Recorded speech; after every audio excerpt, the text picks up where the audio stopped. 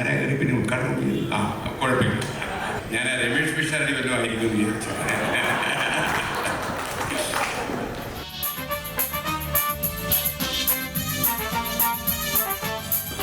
പ്രിയമുള്ള ശ്രീ KS പ്രസാദ്, ഇപ്പോൾ ഇവിടെ വന്നപ്പോഴേക്കും മനസ്സിലായത് വലിയൊരു നഷ്ടമായിപ്പോയി.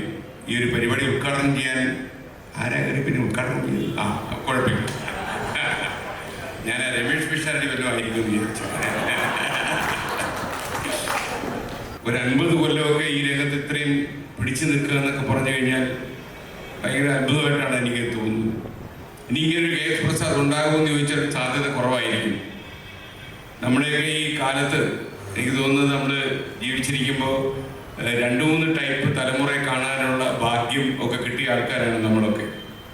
KS പ്രസാദിന് അരനൂറ്റാണ്ട് പിന്നിടുമ്പോൾ പല ടൈപ്പ് മ്യൂക്രികളും അനുകരണ സ്വഭാവമുള്ള പരിപാടികളും ഒക്കെ കാണാൻ ഭാഗ്യം കിട്ടിയ ഒരാളാണ്. നമുക്ക് ചിലപ്പോഴൊക്കെ പൊരുത്തപ്പെടാൻ പോലും പറ്റാത്ത, ഞാൻ തന്നെ ഒരു ടെലിവിഷനിൽ തന്നെ ഒരു 2-3 തലമുറ ഇപ്പോൾ കണ്ടു കഴിഞ്ഞു. ഞാൻ ഈ KS പ്രസാദ് എന്ന് പറയുന്ന ഈ ഒരു സർവകലാവല്ലഭനെ കുറച്ചധികം കാലമായി ശ്രദ്ധിക്കുകയാണ്. ടെലിവിഷനിൽ മാത്രമല്ല, അദ്ദേഹത്തിൻ്റെ സ്റ്റേജ് പരിപാടികളും പിന്നെ യൂട്യൂബിലൊക്കെ അദ്ദേഹം അവതരിപ്പിച്ച ചില പരിപാടികളുടെ ശീലികളും ഒക്കെ കാണാൻ അവസരം കിട്ടുമ്പോഴൊക്കെ ഈ മനുഷ്യന് എന്തെല്ലാം കാര്യങ്ങൾ കയ്യിലുണ്ട് എന്നുള്ളത് ചിലപ്പോഴൊക്കെ എന്നെ അത്ഭുതപ്പെടുത്തിയിട്ടുണ്ട്. ഇത്രയധികം വേദികൾ, ഇത്രയധികം ലോകം, ഇത്രയധികം രാജ്യങ്ങൾ, മാത്രമല്ല ഇത്തരം പരിപാടികൾ അവതരിപ്പിക്കാൻ ഭാഗ്യം കിട്ടിയ ആളുകൾക്കൊക്കെ കിട്ടിയ മറ്റൊരു പുണ്യം എന്ന് പറഞ്ഞാൽ കാണുന്നത് ഒരുപാട് രാജ്യങ്ങൾ സഞ്ചരിക്കാൻ പറ്റി എന്നുള്ളത് തന്നെയാണ്.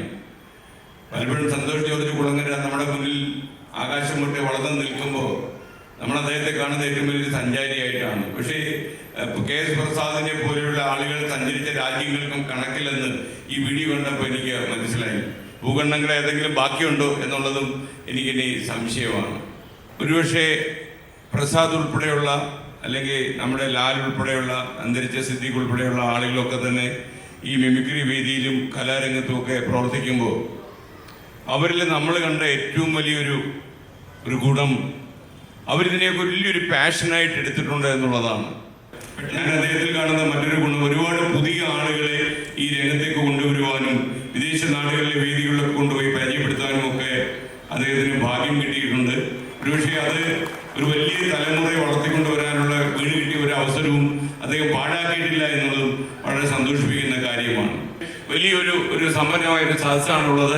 ഒരിക്കൽ കൂടി KS പ്രസാദിന് എല്ലാവിധമായ ആശംസകളും നേരുന്നു. ഒരുപക്ഷെ നമുക്കിടയിൽ അത് ഇനിയും ഇങ്ങനൊരു നക്ഷത്രമായിട്ട് തന്നെ ജ്വലിച്ച് നിൽക്കട്ടെ എന്ന് മാത്രം ആശംസിച്ചുകൊണ്ട് എൻ്റെ വാക്കുകൾ അവസാനിപ്പിക്കുന്നു. Thank you. Good bye. ഒരുപാട് സന്തോഷം. മഹാരാജ് കോളേജ് ഓൾഡ് സ്റ്റുഡൻസ്, പ്രസാദൻ്റെ കൂടെ പഠിച്ച എല്ലാവരും, കലാഭവനും കൂടി ഒരുമിച്ച് നടത്തുന്ന ഈ പ്രസാദത്തിന് കൊടുക്കുന്ന ഈ അംഗീകാരത്തിന് എനിക്കൊരു ഭാഗമാവാൻ സാധിച്ചതിൽ ഒരുപാട് സന്തോഷം. ഞാൻ ഒരു 13-14 വയസ്സിലാണ് കൊച്ചിൻ കലാഭവനിലേക്ക് കാലുവയ്ക്കുന്നത്. അവിടുത്തെ ഡാൻസിനും ഗാനഭൂഷണത്തിനൊക്കെ ഉണ്ടായിരുന്നു.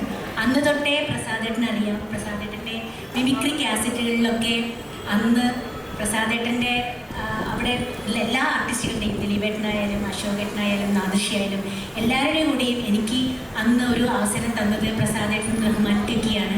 അതിനുശേഷം മിമിക്രി കാസറ്റിൻ്റെ ഒരു തരംഗം തന്നെ ഉണ്ടായിരുന്നു അവിടെ. പിന്നെ പ്രസാദേട്ടൻ ഡയറക്റ്റ് ചെയ്ത ഒരുപാട് മിമിക്രി കാസറ്റുകളിൽ എനിക്ക് പങ്കെടുക്കാൻ സാധിച്ചു. അന്ന് തൊട്ടുള്ള ആ ഒരു കണക്ഷൻ ഇന്ന് വരെ പ്രസാദേട്ടൻ ഒരു നോവിക്കുന്ന ഒരു വാക്ക് പോലെ ഇന്ന് വരെ ഞങ്ങളെ ആരും പറഞ്ഞിട്ടില്ല. 2000 അമേരിക്കയിൽ അച്ഛൻ്റെ കൂടെ പോകുന്ന സമയത്ത് അച്ഛൻ ആകെ പറയാറുള്ളത്, പ്രസാദേ ആ തെസ്നീഹാനെയും അനു ജോസഫിനെയും ഒക്കെ ഒന്ന് ശ്രദ്ധിക്കണം കേട്ടോ. അപ്പം അത്രയ്ക്കും കെയറിങ് ആണ്. ഞങ്ങൾ എവിടെ പോയാലും ഞങ്ങളുടെ കാര്യത്തിൽ പ്രസാദേട്ടൻ പ്രാക്ടീസ് ആയാലും ഒക്കത്തിനും ഭയങ്കര കാര്യമാണ് അന്നൊട്ട് ഇന്ന് വരെ. ആ ഒരു സ്നേഹം ഇന്നും ഞങ്ങളുടെ ഒരു വലിയേട്ടൻ, മിമിക്രിക്കാരിലെ മൂത്താപ്പാന്ന് വിളിക്കുമല്ലോ അവർ, ഞങ്ങൾക്ക് വലിയേട്ടനും അങ്ങനെയാണ് പ്രസാദ്. എന്തായാലും ഒരുപാട് സന്തോഷം. പറയാൻ കുറേ കാര്യങ്ങളുണ്ട്. പക്ഷെ എന്നാലും ഇനിയും പ്രസാദേട്ടന് ഒരുപാട് നല്ല കാര്യങ്ങൾ ചെയ്യാൻ സാധിക്കട്ടെ. ഡയറക്ഷൻ ആയാലും ഈ മിമിക്രി രംഗത്ത് തന്നെ ഒരുപാട് ആൾക്കാരെ ഇൻട്രൊഡ്യൂസ് ചെയ്തിട്ടുണ്ട്. ലേഡീസ് ആയാലും ജെൻസ് ആയാലും ഒരുപാട് പേരെ ഇൻട്രൊഡ്യൂസ് ചെയ്തിട്ടുണ്ട് പ്രസാദേട്ടൻ. അതൊക്കെ കണ്ണുള്ളിലത്തെ കണ്ട് അഭിനയിക്കാൻ മുൻപന്തിയിലേക്ക് വന്നില്ലെങ്കിലും എപ്പോഴും ക്യാമറയ്ക്ക് പുറകിൽ നിന്നിട്ടാണ് പ്രസാദേട്ടൻ്റെ എല്ലാ പ്രവർത്തനങ്ങളും. അത് ഇനിയും ഒരുപാട് ഉയരങ്ങളിലേക്ക് എത്തട്ടെ എന്ന് സർവേശ്വരനോട് പ്രാർത്ഥിച്ചുകൊണ്ട് നന്ദി, നമസ്കാരം. എല്ലാവർക്കും നമസ്കാരം. ഇവിടെ ഇരിക്കുന്ന പല ആളുകളുമായിട്ട് എനിക്ക് അടുത്ത ബന്ധമുണ്ട്. ഷാജൻ ചേട്ടൻ, ശ്രീകണ്ഠ സാർ, എല്ലാവരുമായിട്ടും വലിയ വലിയ ആളുകളെ സംസാരിക്കുന്ന ഒരു വേദിയിൽ സംസാരിക്കുന്ന ഒരു അവസരം കിട്ടിയതിൽ വലിയ സന്തോഷം. പ്രസാദൻ കലാഭവനിലെ 50 വർഷം പൂർത്തിയാക്കി. അതൊരു വലിയൊരു കാലയളവാണ്. ഒരുപാട് ആളുകളെ ഈ മേഖലയിൽ കൊണ്ടുവന്നു. എനിക്ക് അധികമായിട്ടും സംസാരിക്കാനില്ല. സന്തോഷം. ഫ്ലവേഴ്സ് ടിവിയുടെ എല്ലാ ഭാവങ്ങളും അങ്ങേക്ക് ഞാൻ നൽകുകയാണ്.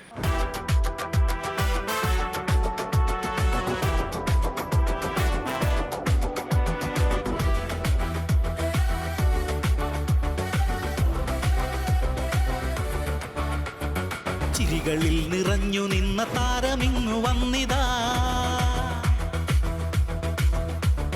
കലകളിൽ 50 ആണ്ടു വിജയഗാഥയായിതാ.